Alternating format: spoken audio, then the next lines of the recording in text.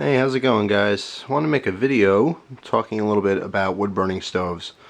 You're looking at my wood burning stove, obviously. This is a Bosca, is the brand. I've had a wood stove when I lived in Jersey pretty much my whole life. I mean, my first house that I grew up in from third grade all the way until I graduated high school and even afterwards, we had a wood burning stove. And my family didn't really use it too much. We had like forced hot air heating in the house. It was more of kind of a novelty for us. It wasn't a necessity at the time. And around Christmas time we'd burn some wood, and sometimes if it got real cold, if there was a storm, we'd use it. But it wasn't something we used all the time. And it wasn't until recently, in the last couple of years, that I've actually did more research and learned more about how to properly use a wood stove. Now you'd think, well, okay, I open up the door, I put some wood in there, I light it on fire and shut the door. Well, there's actually a lot more to it than you would ever think. And like I said, there's been many years of fires that I made with my family, and looking back now, we could have had it more efficient. Now, again, there's nothing wrong with lighting a fire and just shutting the door, but you'll go through a lot more wood and a lot faster, and you'll have some common problems, which actually, thinking back, we had a couple common problems which I know now how to avoid. The biggest problem is overheating the house. A lot of people who have wood burning stoves may have experienced this, where you basically get a fire going and it's rolling nice and hot, and as time goes on you start thinking, it's getting kind of hot in here. And occasionally people will do this and they don't really know how to adjust the heat output as much, so they'll crack a window or open a window completely if it really gets that hot. And that can actually be a problem, and then at that point you're thinking, all right, well, now I got to start trying to put this fire out. You start, adjusting the airflow and everything just to try to get it so it's not so hot in the house. Well, I'm going to try to give you some different tips in this video. Things that I've learned, like I said, in the recent past here that have definitely helped me maintain fires much more efficiently. The first thing I can tell you, it starts with loading. Okay, once you load up your wood, there's actually two different ways you can load wood. And let me grab a log here and show you. Now my fireplace is all, or not fireplace, my wood burning stove is all filled up right now, so I'm just going to talk about it a little bit. Hopefully there's enough light here where you can see this. Loading wood in the fireplace, or I keep saying fireplace, loading wood in the wood stove like this, okay, is called north-south loading, because you're facing, picture a compass, north-south. Most commonly, everyone will put wood in sideways. This is east-west loading. Now, if you put wood in like this, it will actually burn slower than if you put it in a northwest fashion. This has to do with the airflow coming from the back, down and up, okay, and circulating like this. I don't know if you guys can even see my hand here, okay? The air circulation goes like this. So when you have your north-south facing wood, your fire will burn hotter and it'll burn faster. Okay, so if it's really cold and you want to get a fire started right away and you don't want to screw around, load it in like this. Okay, again, north-south facing loading, and it'll actually start burning faster. It just has to do with the mechanics of how the fire works, and like I said, mostly airflow. So that's the first little tip which I've learned, which was actually pretty fascinating, and I've been experimenting with it lately, and it is in fact true. That is 100% true. I thought that's so stupid. When I first heard it, I thought that's so stupid. It doesn't matter what's facing, it's going to burn the same. That's it. I was completely wrong, and I admit that. So there's the first little tip. If it's kind of mild and it's not that cold, or if you're getting ready to go to bed like I am, it's actually pretty late now. I'm going to be hitting the sack soon, and I'm just setting this fire up so that it'll burn nice and slow and steady all night long, so that tomorrow morning when I wake up, I'll just rake the coal bed and throw some more wood in there and keep it going.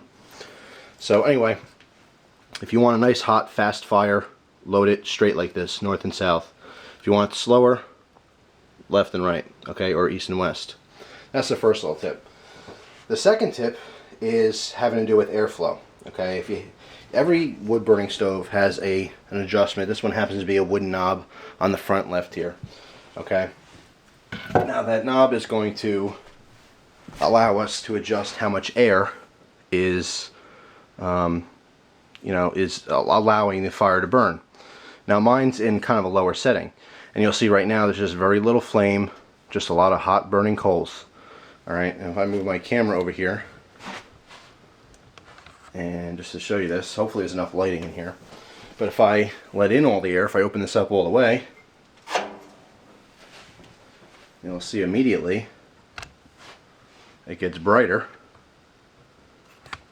And if I wait a couple seconds here, you'll start seeing more flame, because now I've introduced more oxygen.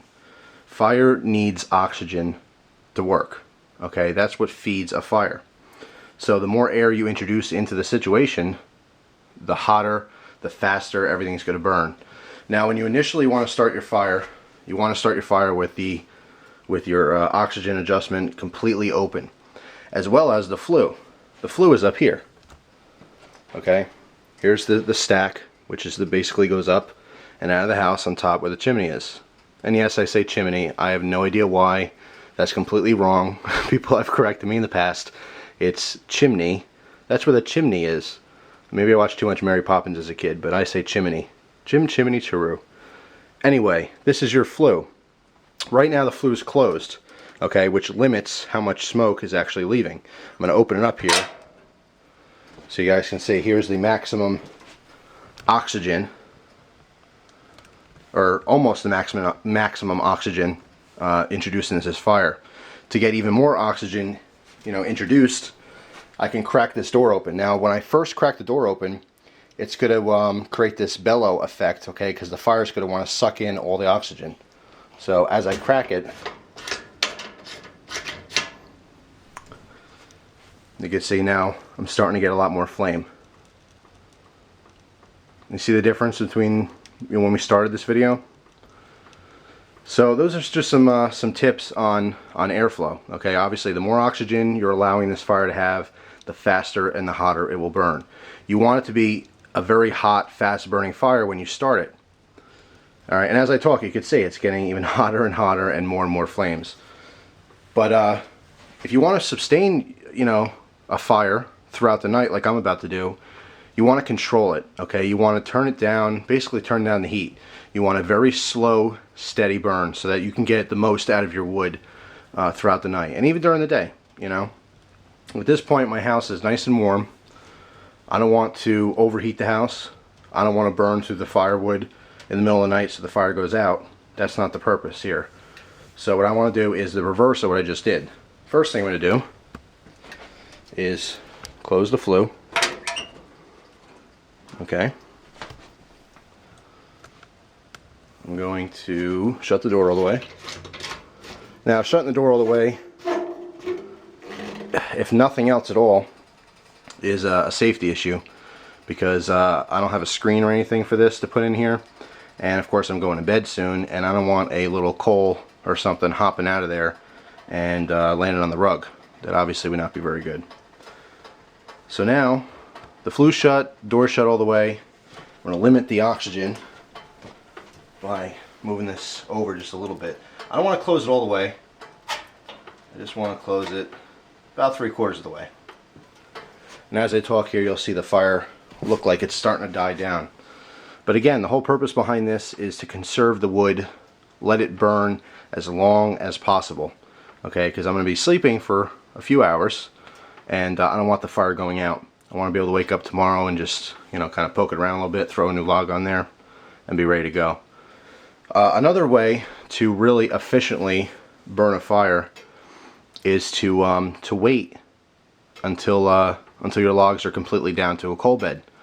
Alright, another thing that's very common people do is, as this fire burns down a little bit, they'll open the door and they'll throw a new log on there before the other logs are completely burned down.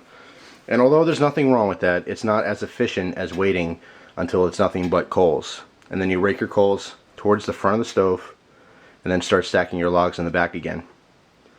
So, just some different tips. I know this may seem boring to people who don't have a stove.